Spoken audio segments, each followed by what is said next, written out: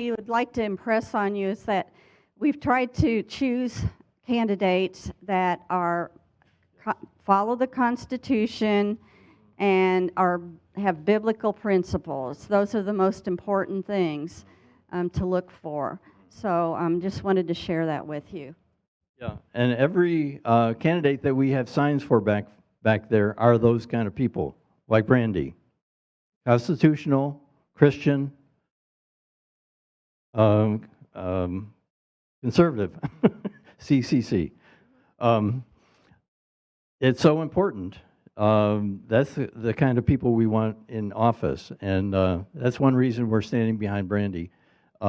She is, come on up, Brandy. The first time I met Brandy, we were doing Constitution Live classes last year, and she attended the Constitution Live classes.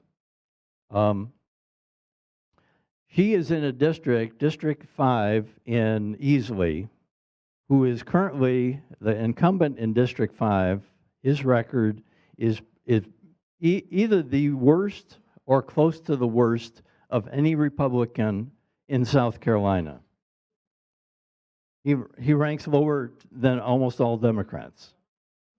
Oh, yeah. So anyway, I got to know Brandy and found out what she stood for. We're so happy to have her here today. We're so happy that she's running. We're so happy that somebody can run against the guy who's in there now. But anyway, Brandy Charlton, want to give the mic to you. And please tell us who you are, why you're running, what you stand for. Yeah, thank you so much.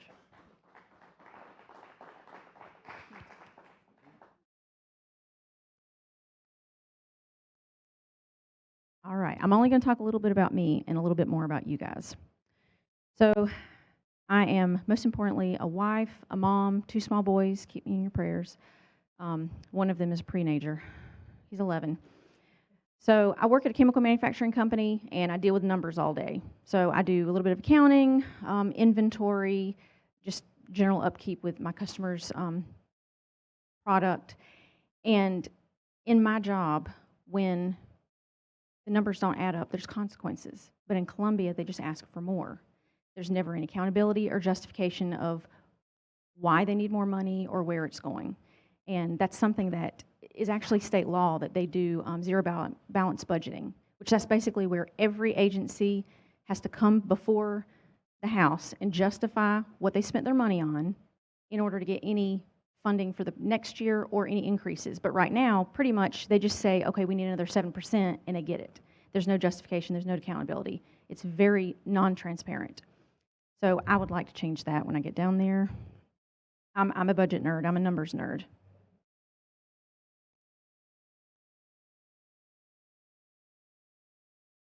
So, and I'm a Christian constitutional conservative, of course.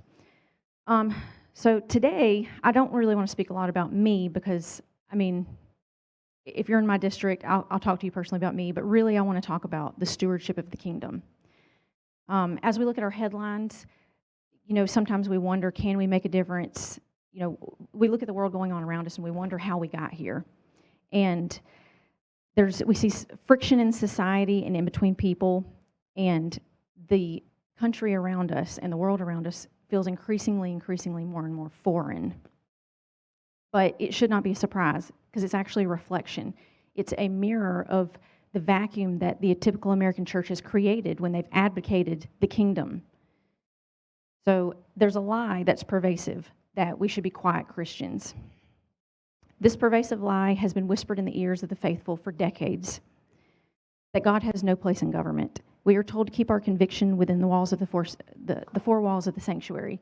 But if you have not read David Barton's book, The Myth of Separation, this is a very old copy, there's newer ones, but I am a huge fan of David Barton. He's actually the one that does the Constitution Alive. He has the Wall Builders Society, and I'm a really big fan of that, but it is a myth. There is not supposed to be separation of church and state. So we look at the very foundation beneath our feet. We were built on Christian principles. I listened to a podcast, and it was actually Tim Barton, David Barton's son, said that they think that up to 70% of the writing from the founders actually directly or references biblical quotes. So, I mean, that's huge. We really were founded on Christian principles. So the founders understood, the founders understood that liberty is not a gift from the state, it's a right from God. And we all know brothers and sisters that choose not to get out and vote. They, sometimes I hear the thing, well, I'm just focused on heavenly things, but we can't be so heavenly minded that we're no earthly good. Stewardship is not a part-time job. And when we yield the battle of our values, should we really be surprised when the enemy advances? So when the salt stays in the shaker, the world decays. And when light is hidden under a bushel, the darkness is going to win by default. So this is my call to action. Voting is not just a civic right, it's actually an act of stewardship. We are the gatekeepers of our community and our future. We cannot pray that God bless our nation on Sunday if we're unwilling to represent His righteousness at the polls on Tuesday. It's time to stop yielding. It's time to reclaim our ground.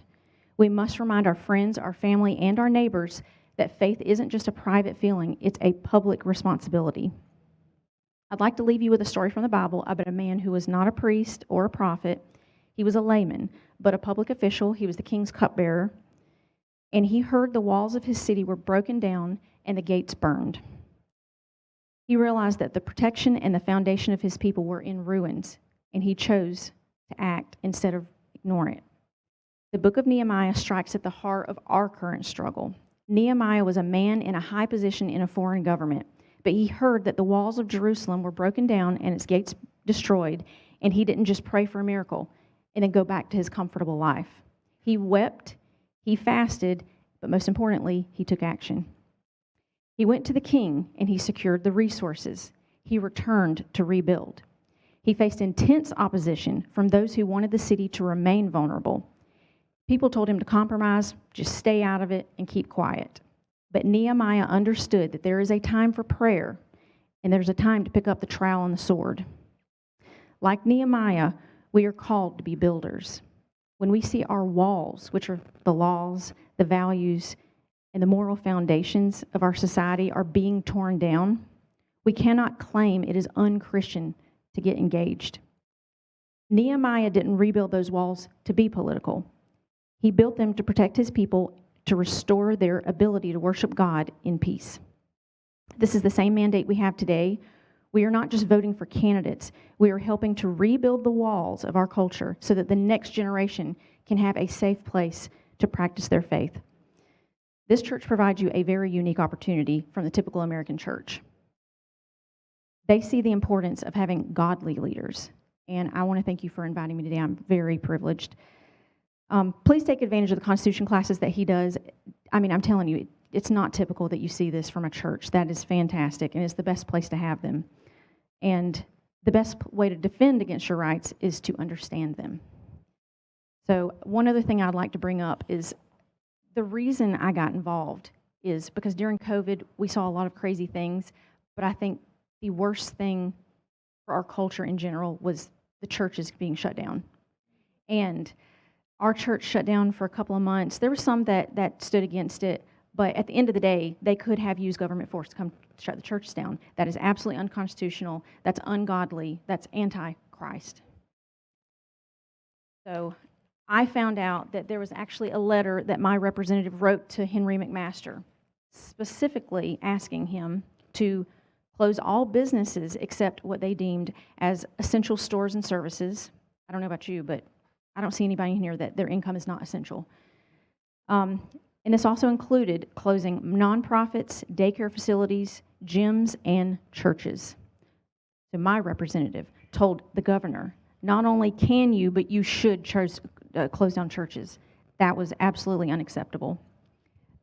To continue, it also discouraged interaction between outside family members and encouraged solo recreation. You remember all the hospital patients and all the nursing homes that wouldn't.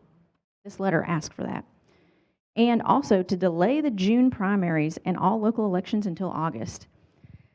That was probably the most appropriate thing he could have asked for, but everything else was absolutely unacceptable. So that's how I got involved. I'm really not a politician. I'm just an irritated constituent that decided to do something about it.